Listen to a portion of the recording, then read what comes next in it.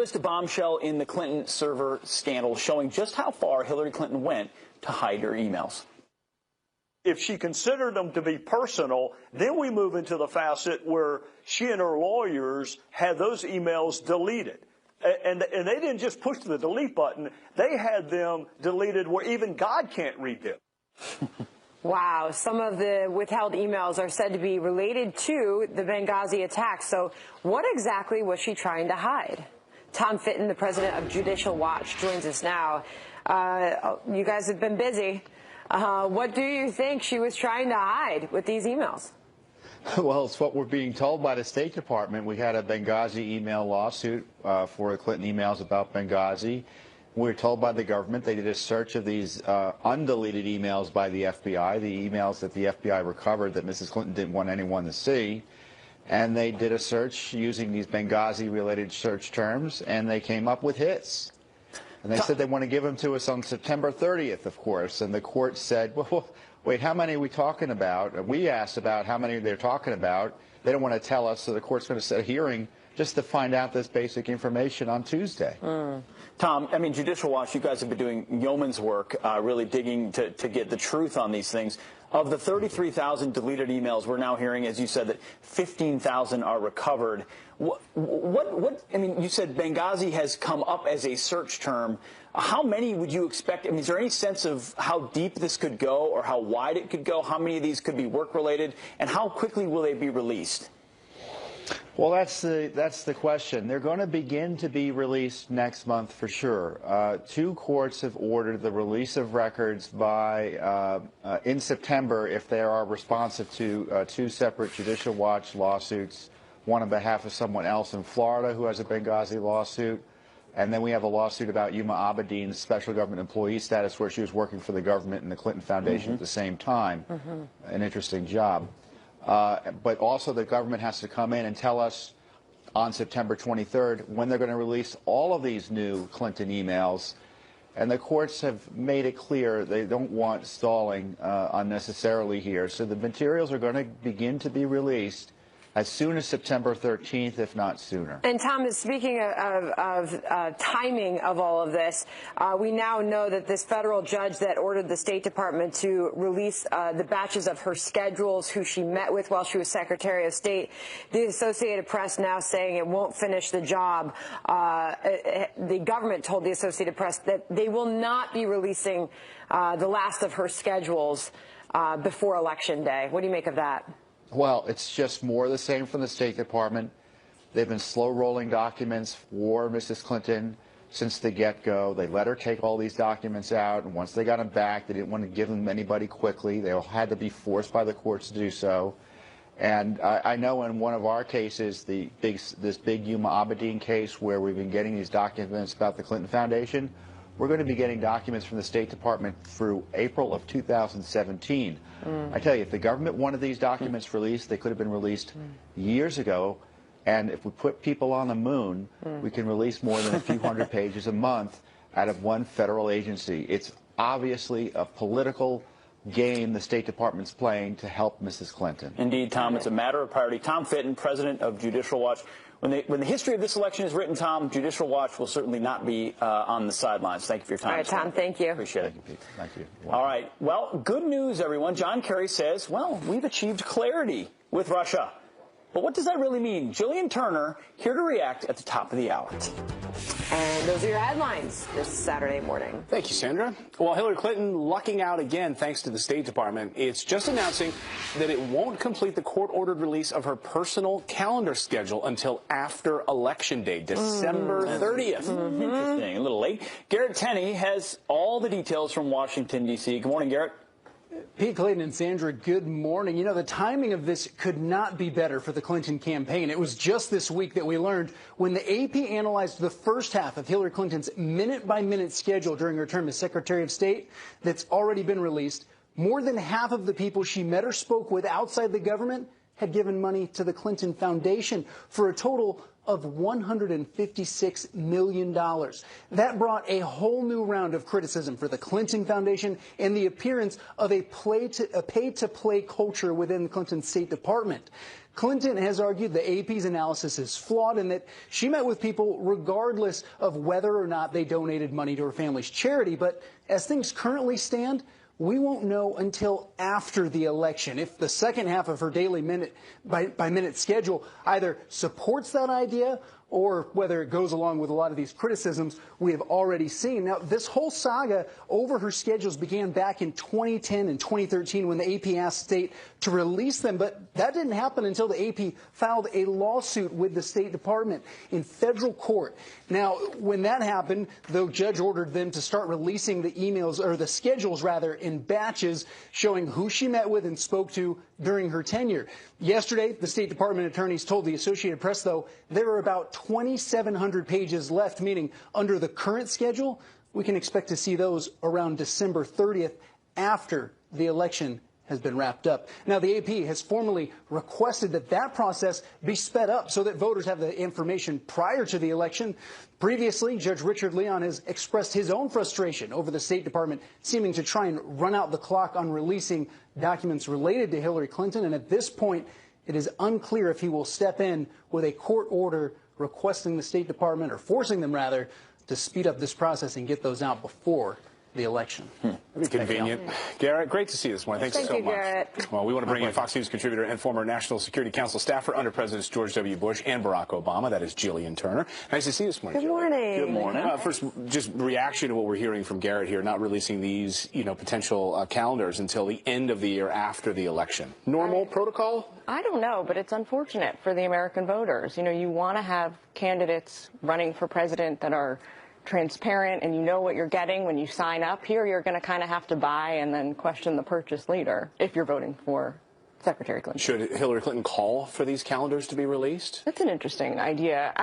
It would probably behoove her from an optics perspective, if nothing else. If there's nothing to hide, let's show folks what there is and be honest and open. So let's move on to this. I would if I was. Overnight, Secretary of State John Kerry claiming the U.S. has achieved clarity with Russia on our roles in the Middle East. So we're asking you, why does this strategy seem so very unclear? It's a particularly interesting choice.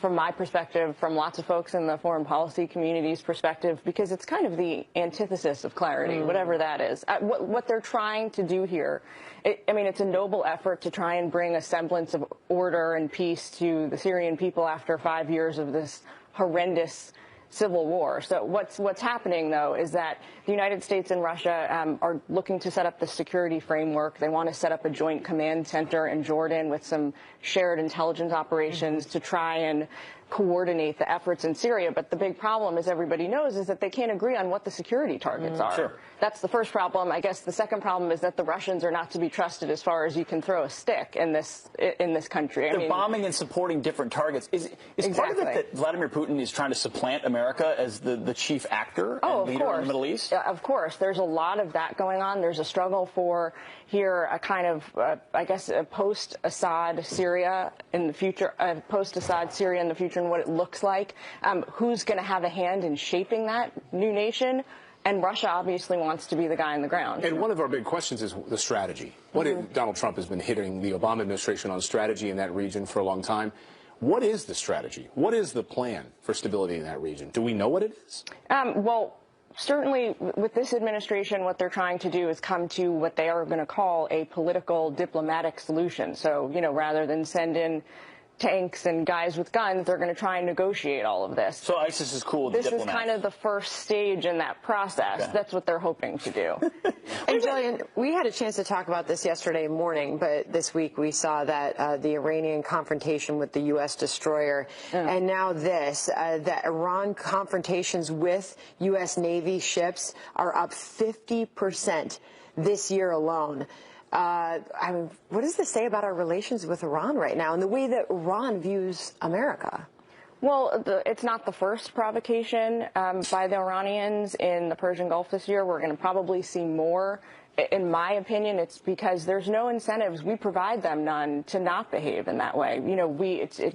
from my perspective, it goes back to the nuclear deal and the fact that there were no preconditions. We took the nuclear issue and decided to negotiate with them on it out of the framework of everything else. So we allow them to continue their egregious human rights violations, atrocities against their own people. We allow them to continue sponsoring terrorism around the region. And from their perspective, there's no reason to curtail any of that. And of course, we're seeing an axis between Iran and Vladimir Putin in Russia, right? I mean, emerging. The new axis of evil. Yeah. Julian Turner, always great to see you. Always good with words. Thanks, guys. Our new axis of evil. Thank you, Julian. Thank you, John. All right. Janice Dean is standing by outside with a look at the forecast. She's out in the Cracker Barrel Country Store. Between Hillary Clinton and Donald Trump, as both nominees accuse each other of racism and bigotry. So where does this leave black voters? And do Democrats deserve the support they receive from African Americans? Our next guest doesn't think so. Dinesh D'Souza is the filmmaker and author of Hillary's America, which reveals the secret history of the Democratic Party. And he joins us now from Dallas. Dinesh, thanks for joining us this morning.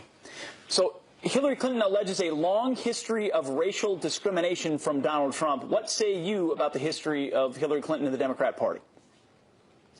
Well, Hillary and Bill themselves have a much greater history of racial insensitivity than Trump. Hillary, a few years ago, speaking of young black males, called them super predators. Bill said of Obama in 2008, he said a few years ago, this guy would be getting us coffee. He's talking about Obama, a black senator from Illinois. The Clintons have both lavishly praised Robert Byrd, who was active in the Ku Klux Klan and used the N-word right until the time he died. Now, Donald Trump has no history, nothing that even compares to any of this, and we're not even getting into the history of the Democratic Party, which has been actively involved in the Ku Klux Klan for almost 50 years. Okay, so Dinesh, where this week is Hillary Clinton coming from when she says that Donald Trump has, quote, a long history of racial discrimination? She has gone on in ads as well, listing courting of hate groups. Where is she coming from on this, on her attacks on Donald Trump and race? Well, she's referring to a handful of ragtag white supremacists who are completely irrelevant and have no influence. And these are people who have endorsed Trump. Now, he hasn't endorsed them. The vast majority of heads of the Klan, going all the way back through the 20th century, have all been Democrats. So I think the Democrats are used to going to this playbook and pointing to the Republicans as the party of bigotry, but the actual history reveals something quite different. So let's talk about your film for a second. Democrats say that they're the party of the little guy, and you say your film blows the lid off that. The Democrats passed every segregation. White people, it blames America, it blames everybody except themselves. Well, Dinesh, I saw the premiere of your film at the RNC. It lays out this history. It also talks about the Great Switch, where they were, they were a part of all of this, and then made it look like they've been on the side of minorities all along. How have they done this? It's essentially the Democrats have their powerful control of academia, of Hollywood and the media. Those are three of the biggest megaphones of our culture. When you control those three things, you can put out a lot of disinformation, a lot of propaganda. So Dinesh, at this point in the election, and as we get so close, 75 days or so to go, 10 weeks to go to the election, and you see where Donald Trump is in the polls after a week where we saw a back and forth on race that got very heated, can he win more support of the minority vote? Is there time?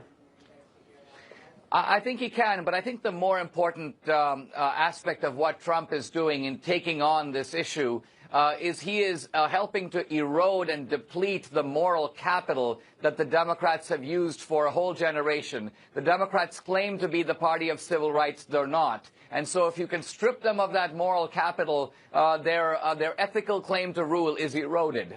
All right. Dinesh D'Souza, thank you very much for joining us this morning. Yes. Wow. Well, hopefully the cat was okay.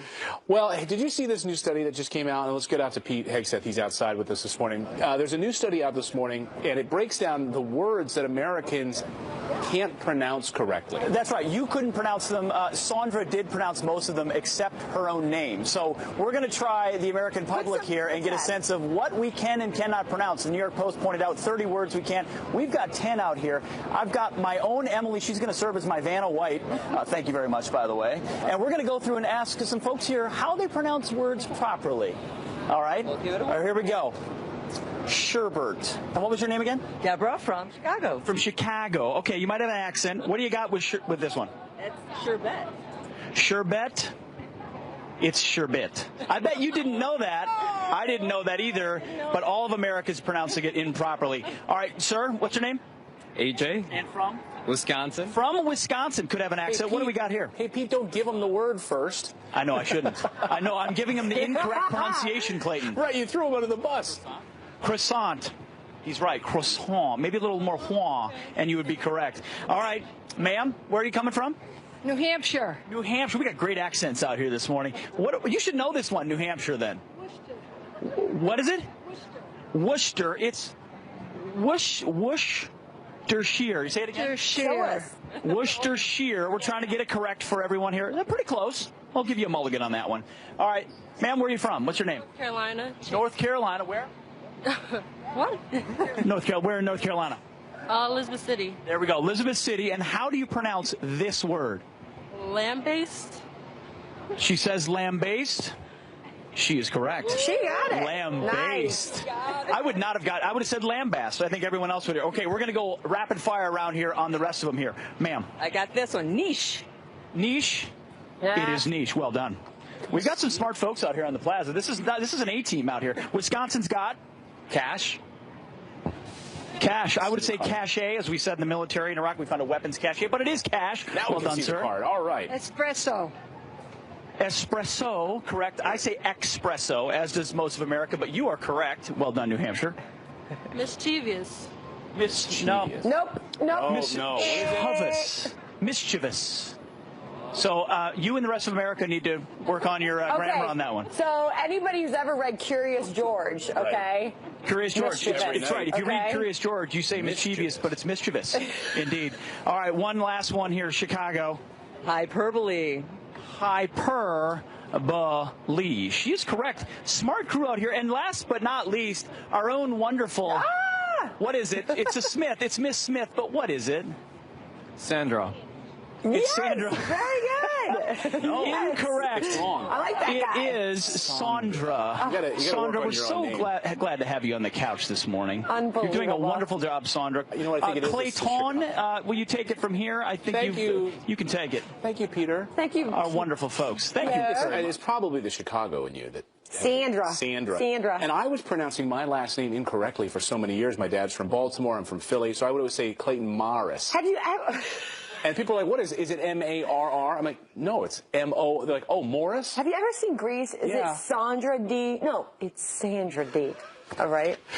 All right. Thanks, Sandra. Let's get to the news. The photo is heartbreaking. A couple married for more than 60 years are forced apart, and they blame government health care. A lot to get to this morning. The State Department coming to Hillary Clinton's rescue once again, now claiming it won't complete the court-ordered release of her schedule until after Election Day. That's right, Sandra. Garrett Tenney is in Washington, D.C. with more on this seemingly timely development. It's kind of interesting. Good morning, Garrett.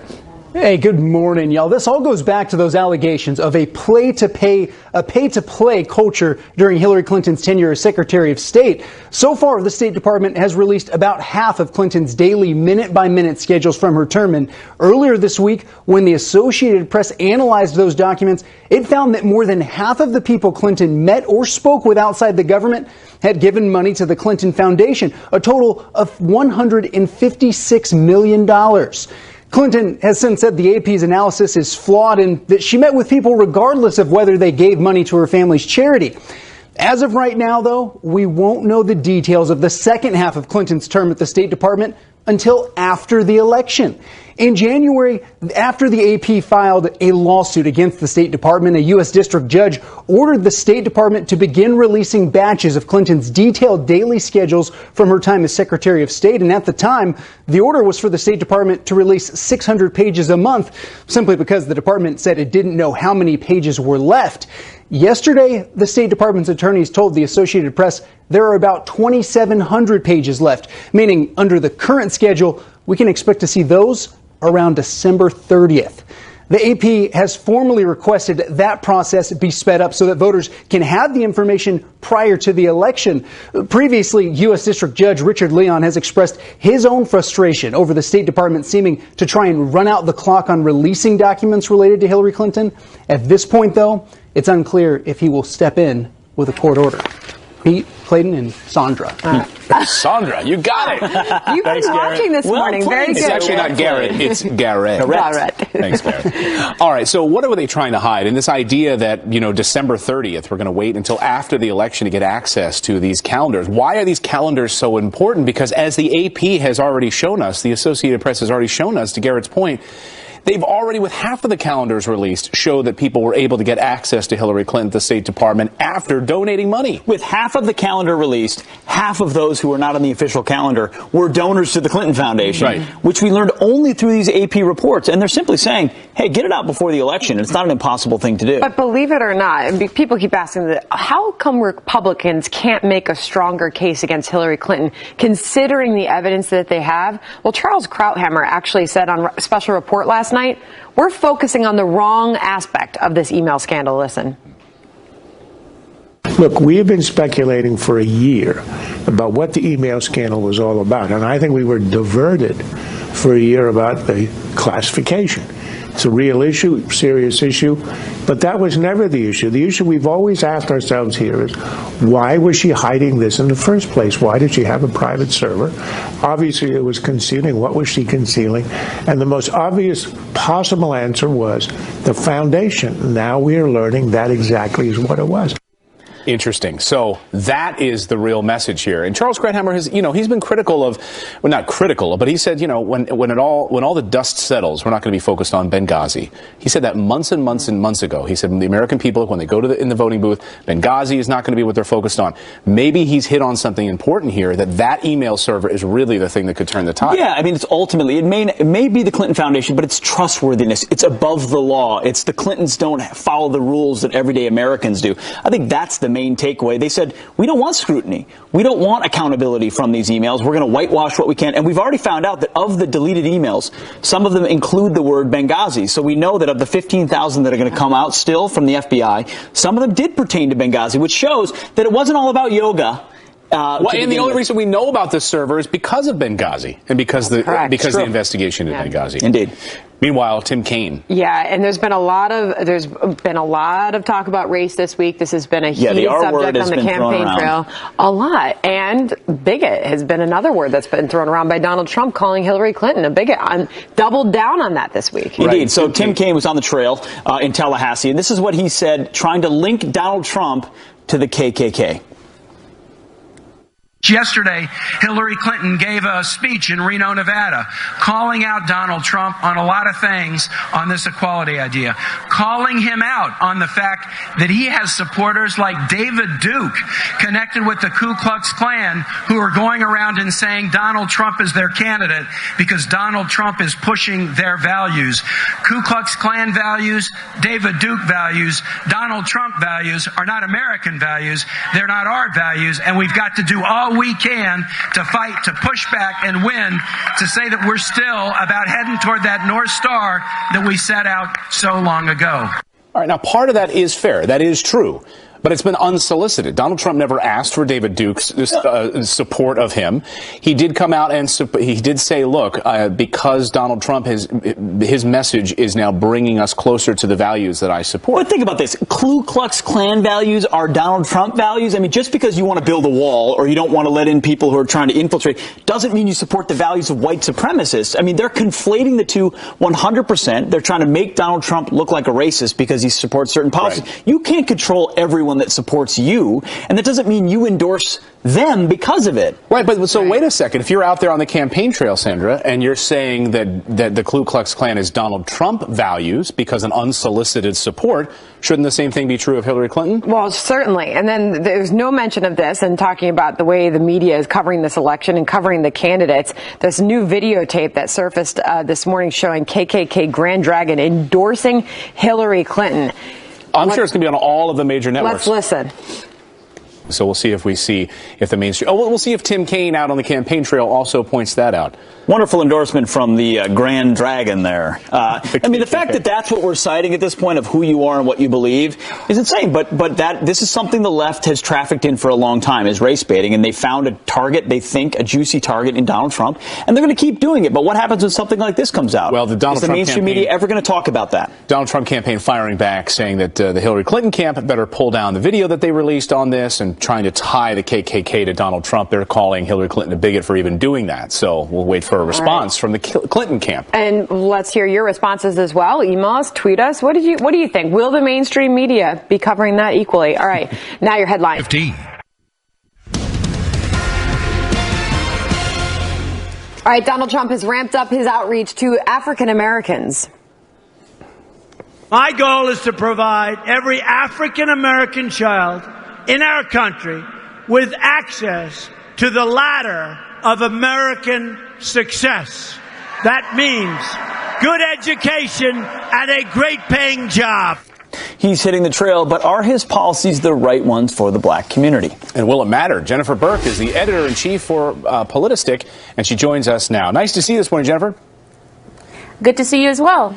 So the argument is that this is, well, first of all, the argument is that his policies are better for African Americans. And for so long, under liberal policies, we've had record black youth unemployment and all kinds of problems in the black community. Will that message resonate with black voters? You know, it should resonate. I just want to say I'm not a huge Trump supporter, but he is right when it comes to Democrat policies. I mean, just look at what has happened to the black community under Obama. They're faring far worse economically than ever before. I mean, it's actually disastrous. And one of the first things that Obama did when he took office was try to take away school choice, which is something that Hillary Clinton also agrees with. Now, the taking away of school choice. Now, Democrats love to say that they are the party of choice, but they're not the party of choice when it comes to something that's going to actually be beneficial to children, period, but especially black children. There are a lot of failing black schools. I mean, that's just a reality. And the school choice program would open up more options to parents everywhere to give their kids an actual shot at achieving the American dream. And if Democrats truly believe in that, they would support school choice policies. Jennifer, that's a great point. I mean, and we're going to put up a couple of statistics really quick. A poll from Education Next that shows that African Americans, they would prefer, whenever possible, the ability to have school vouchers and charter schools by overwhelming numbers. 58% support the ability to have school vouchers, over 18% opposed. 44% support charter schools, over 18% support. So if the black community wants the ability to send their kids to the best possible schools, which anyone would want, regardless of race, why do those politicians block? And there's the poll right there. 58% want school vouchers, the ability to go to a different school if your school is failing you. Why is it that liberal politicians like Hillary Clinton are so fixated on saying, no school choice for you when you're trapped in failing schools?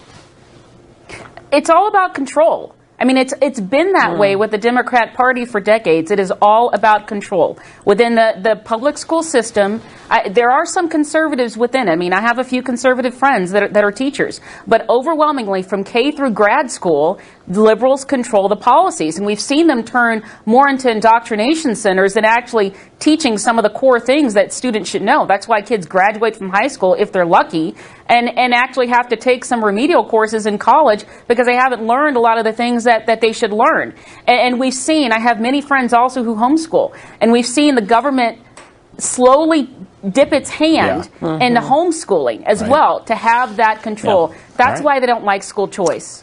All right, Jennifer Burke, thanks for joining us this morning. Good to have you. Thank you. Jennifer. Hey, Chief Major, what's up? Good to see you. What have you been up to? I've been on the high seas. I spend a lot of time, as Sandra knows. I love the ocean. Took my my Hinckley. That's Cleveland's Ledge, Buzzards Bay. I took it from Edgewater, right by the George Washington Bridge here in New York Harbor, out to Martha's Vineyard, about 200 miles. Quite a daunting trip coming back. I had 8-footers. Was your beautiful wife Yeah, there? my beautiful wife was there. And it's a bottle of some great Martha's Vineyard rum in the program. Actually, that rum is from Barbados. A buddy of ours, Arthur Idala and Marianne, you know them. They were with us and the kids. It was just a lot of fun. Well, we're thrilled to have you back. I'm sure that's where Hillary Clinton would like to be right now. Out on President the high Obama seas. was there. Right, avoiding everything, because we actually just got a Fox News alert, and we just got some video of. Well, we're just learning now. We just got word, actually. We're trying to get the video in of Hillary Clinton arriving in that van at the FBI offices in White Plains for her first security briefing. White Plains, New York, just White up in Plains, Westchester County, just up north of the city. So we have Hillary Clinton has to release 7 months, or after 7 months, finally releasing some of these calendars. We get to see some of her State Department records, these calendars. The Associated Press is going after them to try to get more of these released. What we learned in that first batch of calendar appointments is that people who had paid to the Clinton Global Initiative, the Clinton Foundation, had also had meetings, whether phone calls or in-person meetings with Hillary Clinton.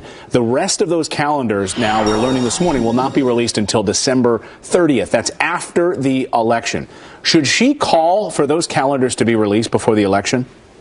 First of all, Clayton, I have been very frustrated for the last year or more by the inability of the Republican Party to focus on the real issues concerning Hillary Clinton.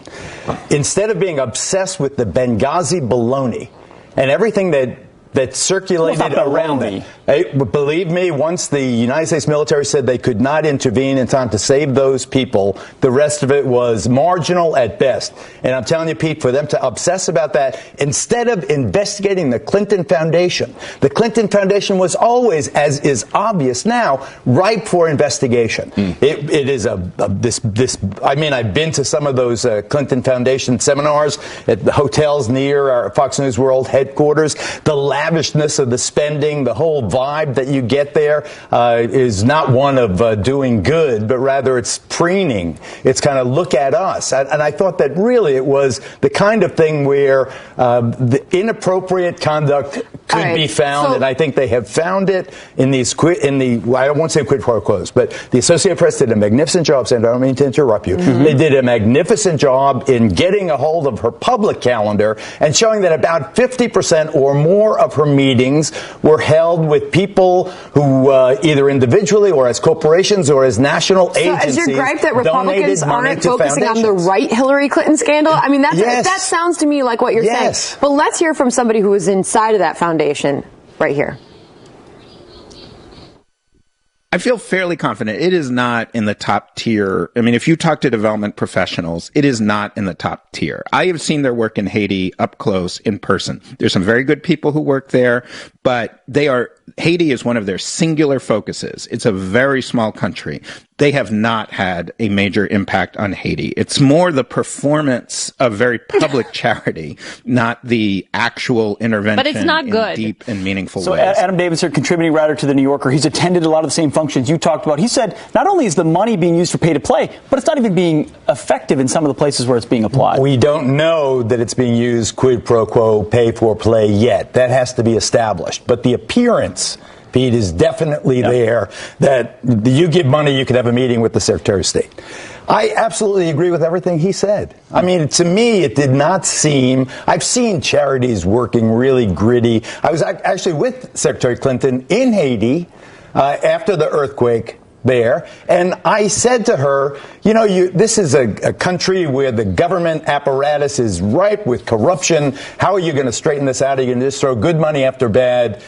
She said, no, we have safeguards in place and all the rest of it. And it rang untrue to me. Plus, she was trying to duck me when I was grabbing her for that interview on the tarmac. And I think the Clinton Foundation is a very, very vulnerable area for the Clintons. Now, to your question about whether they are intentionally dragging their feet, In their defense, there are thousands of Freedom of Information requests for this data, her calendar, and so forth. But the State Department is doing democracy, certainly not the Republican Party, any favors in the pace, this glacial pace. They're redacting names. They're checking for secrets in the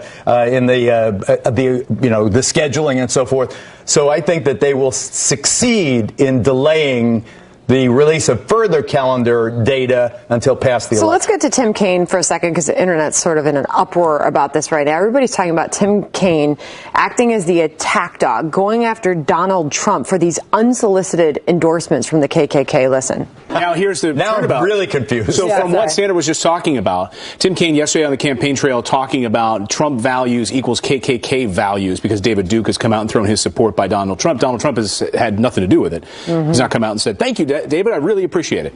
And now we're hearing from the Grand Marshal, the Grand Dragon of the KKK, has now endorsed Hillary Clinton. What do you make of that? Trouble for the Clinton family? First of all, let me say in bold letters, I've known Donald Trump going into 4 decades. He doesn't have a racist bone in his body. I know that for a fact. On Celebrity Apprentice, 4 of the 12 candidates were African American, several Latinos and Latinas. I think that Trump sees one color, and that color is green, as a businessman. Now he sees one color, and the color is voter. I think that he helped fuel this notion by being very cynical in his, and I love the guy, being very cynical in the way he campaigned going up to the South Carolina primary. I was there in South Carolina. He did not denounce David Duke quickly enough. Everybody knows who David Duke is. George H.W. Bush denounced him, called him a bigot. Yeah, and I was there. I covered cross burnings with David Duke, and he should have denounced him. Plus, there were black guys getting beat up at some of those rallies. But is Hillary Clinton going to get asked about this endorsement? I don't want to. No, of course she is not. And you can lament the unfairness of that all day long. But I think the bottom line is you started this segment with the piece on Dwayne Wade's cousin being killed as she pushed her toddler for school registration in Chicago, the mother of 4. Dwayne, the NBA great, and his mom had just appeared on a show via satellite hookup Thursday night in Chicago about gun violence. And here his cousin is killed the very next day. It is appalling. That is the civil rights issue of our time. Donald Trump is absolutely right to speak about it. My complaint is he should have been doing this for the last year. And this election will come down. It will come down to demographics. It will come down to race. And right now, he has one demographic. 20 seconds. I took my boat to a Jimmy Buffett concert at Jones Beach Theater. I anchored off there. There were 30 other boats there, all flying Trump flags. All flying Trump flags, so that's one demo he has for sure. The middle-aged white guy boater. I think we know that much. All right, there's an informal poll right there. That's my poll. That's right. I'm telling you and what my eyes are. And you pulled up when they were playing Margaritaville, right? They were playing Margaritaville. Well done, sir. Thank you. Thank you, Robert. Right. Thank you. Well, have you heard of Trumpocrats? They're lifelong Democrats now voting for Trump. So why the switch? We're going to ask one of them next. Well, they call themselves the Trumpocrats. An unfortunate name. Lifelong Democrats breaking from their party to vote for Donald Trump. So what fueled this very drastic move? Let's ask one of them. Christian Rickers is a Democratic strategist and executive director of the Trumpocrats PAC, and he joins us now. Nice to see you this morning, Christian. Why the switch for you? Good morning. I really appreciate, by the way, you having us on this morning. Why did I switch? It's because, I was a Bernie Sanders supporter, and once it became clear that he was not going to be the nominee, and I decided long ago that I wasn't going to support Hillary Clinton, we had to do something about this. So there's a complete dissatisfaction with how things are going in Washington, and everybody knows that if Hillary is elected, it's going to be more of the same thing, and I don't know how we can go through that. Were you disheartened at some of the positions that Bernie Sanders seemed to switch on towards the end? Did it upset you as a Bernie Sanders supporter, seeming to fall in line with the rest of the party? Oh, I mean, he was a lot more acceptable. At least he was genuine. He believed what he said. I mean, Bernie Sanders, I think, was one of the more earnest politicians that's ever run for public office. So I was satisfied with him. So, but the switch, though, I talked to a lot of Bernie supporters at different rallies, and one of the things I asked them was that very question: would they support Donald Trump? They were vehemently anti-Hillary, but would they make the switch now to Donald Trump? And most of them, I think almost every person I talked to said no, they would not. So what about Donald Trump made you make that leap? The economy, jobs, we really need to rebuild the infrastructure and economy in this country. And I'll give you an example of the difference between Hillary and Donald Trump. West Virginia, when she went through coal country, she offered up apologized to the folks there, and then said she was going to come up with a plan to sort of send checks to them or something, or give them some sort of handout. And the people in coal country don't want a government check. They want their dignity back. They want jobs. And Donald Trump has pledged very clearly to rebuild the economy and the infrastructure in this country, and that's priority number one, and that's why I'm supporting him. Well, as we get you out of here on this, you think a lot more people are going to follow you? Donald Trump says he can sway those Bernie supporters. Do you buy that? We have thousands of people that are signing up every single day. This is just really taking off right now. Donald Trump himself tweeted out Trumpocrats last night. He gave us a shout out. This thing's really taking off quickly, and hundreds of thousands of voters have already switched in the key battleground states of Ohio and Pennsylvania, and we're going all through these communities and start a movement. The Trumpocrats. There you go. Christian Rickers, nice to see you this morning. Thanks for coming on. Thank you so much. Appreciate it. Coming up here on the show, ask anyone in Hollywood, and there's a good chance they're backing Hillary Clinton for president. But yeah, Clinton would be aware of. That's right. Save on gas. Thank you. All right. All right, we want to bring in Kevin Sorbo, great actor, who's joining us this morning to talk about a new film, plus some stuff in politics. Nice to see you, Kevin. Always great to have you. Good to be here. Welcome back to the show. So, love to come here, guys. Good to see you. You're in the nest out there in Hollywood. I'm in the nest. The liberal nest. Yes, it is. And you've thrown your support behind Donald Trump. I have thrown my support behind him, yeah. So how is that going in Hollywood? It never goes well. Come on, let's face facts here. Look, I got hit up by TMZ's always waiting to LAX. They're always ready to any actors that come out there. And this guy comes up to me and he says, who would Jesus vote for? And I said, well, I did lesser two evils. I would go along with Trump. I mean, you look at Hillary. I mean, there's Jesus, does God support lying? Does it support killing? Not saying she's a killer, but she let people die in Benghazi, right? It wasn't just 4 people. But there was a ton of people that she left behind there. Do you pose that question to your colleagues in Hollywood? Do you say, what has Hillary Clinton done? Oh, I've always done that. I never really get an answer from anybody, So I think, here's the thing. Pretty much my whole life I was an independent voter. I would really look at both sides of the issues. I grew up in Minnesota. My parents are Democrats. Hubert Humphrey, Walter Mondale. Go Vikings. We're ready for the Vikings as well. See, 2 Vikings fans. I grew up like Minnetonka. But I also had great debates with my mom and dad about this. And, I think they were kind of sort of to wake up a little bit. As I tell, when we get in these debates in L.A., I say, what do you think of JFK? We love JFK. Look at his 1960 inauguration speech. Sure. Tell me today that's a Democrat talking, not a Republican. Right. And his biggest thing is ask not what your country can do for you, but what you can do for your country. Kevin, now we live in a country that everybody just wants free stuff, and it's not free, as we all know. Indeed, and our education system, as we're going to talk about a little bit, reinforces that perspective. Sure it's a me culture. It's a way to control the population. And Hollywood just continues to contribute to that. They do, and it's weird to me. I just think a lot of the big A-listers, I think, out there, I think they're so wealthy they can afford to be socialists, is what I always say. But Kevin, so you make the distinction that you haven't endorsed Trump, but that you support him. Yeah. So what is your hesitancy behind using that word? I just think I think if you endorse somebody, it's a special. I mean, look, I've golfed with the man. I had a wonderful 3 days golfing with him and Jesse Ventura at an event in Lake Tahoe years ago. To be a fly on that wall. It was a very interesting 3 days. But I'm definitely gonna support him. I'm definitely gonna vote for him because to me it's like, wow, what have we got? Is there something that you don't like? No. Is it just the fear of you own everything when you endorse? Yeah, I think that's more what it is. Right. I'm against what he stands for, but I mean, I'm just just kind of the way I am. Okay. Let me grab this book. Okay. They're Your Kids by Mrs. Sam Sorbo, who's joining us. Come on, your lovely wife. Sam Sorbo, come on in. Scoot over. Come on in. Men stand up. Men stand up. Sorry. Nice to meet you. So tell us, we were talking about education, and this is something that's so important. We were talking about earlier on the show, whether you talk about Hillary Clinton or the Obama administration, the policies in schools, whether you go back to George W. Bush, No Child Left Behind, and you look at the difference between the two candidates right now. We're looking at the education policies in our country.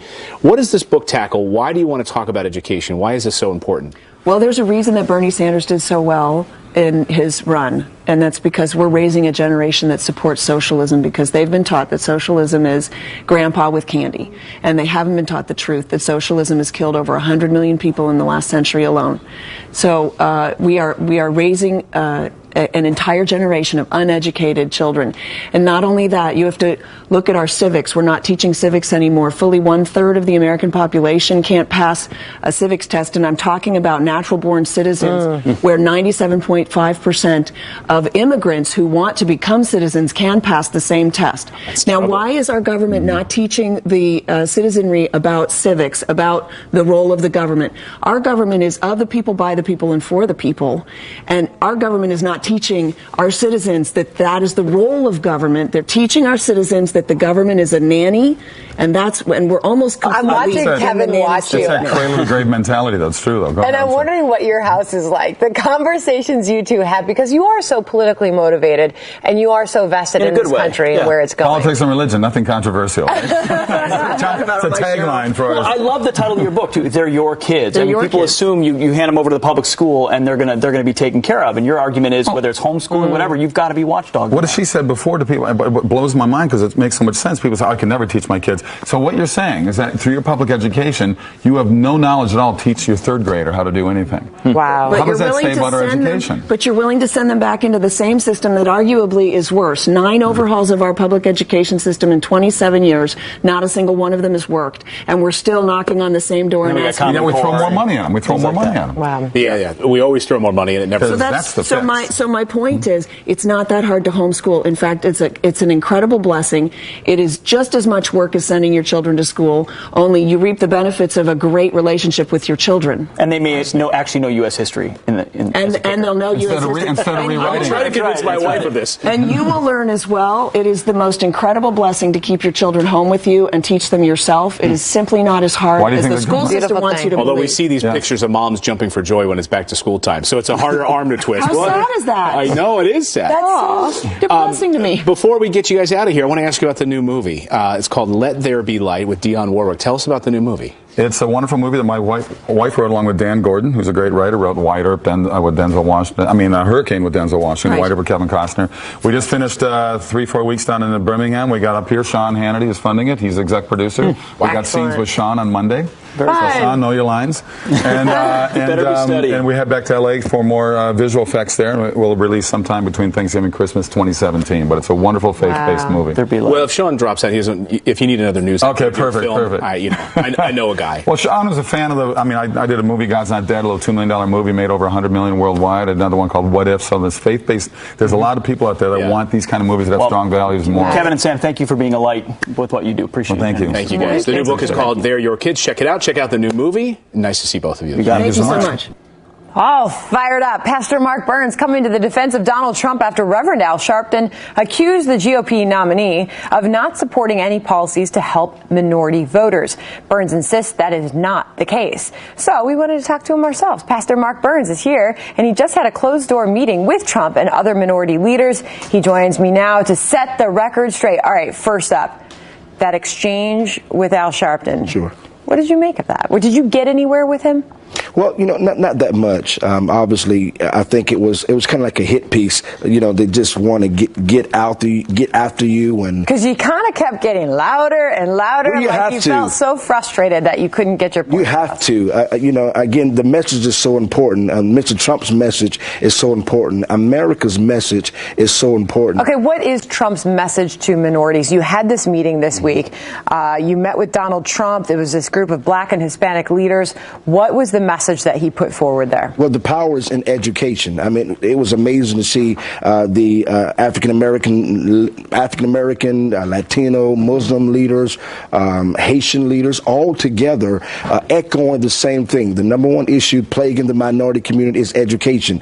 Parents need to have the right to choose the schools that their children can go to. Okay, so you say education is the most important thing. Some critics say, well, he hasn't exactly put forward the details on an education policy. Did he say anything further in that meeting that raised your confidence level that he knows what to do with the education system in this country? Well, again, there's so many children in underprivileged, underperforming schools in the country. Some children, based off where they're born, where they live, are already doomed to fail the moment they enter the school system. Mm-hmm. And so no matter what takes place after that, they have a large percentage of failing. Mm-hmm. Donald Trump understands that. Those of us in the African American or minority communities, we understand that. We have to give power back into the hands of the parents so that their children can receive the best possible education they can in this country. And right now, that's not taking place. Are you confident that Trump can win over a bigger chunk of the minority vote? I believe there's an amazing turn of events that's taking place. You have no idea how many African Americans and minorities really support Donald Trump. Interesting. It is true that right now in this political climate, Donald Trump has appeared to be this, as the media portrayed him, this racist, the bigot. All of that is infactual. A lot of it's based off of lies. But the fact of the matter is, there are so many African Americans in this country that are going to be voting for Donald Trump in November. Pastor Mark Burns, good to get your perspective on that. Thanks for being here. Yeah, happy to be here. All right.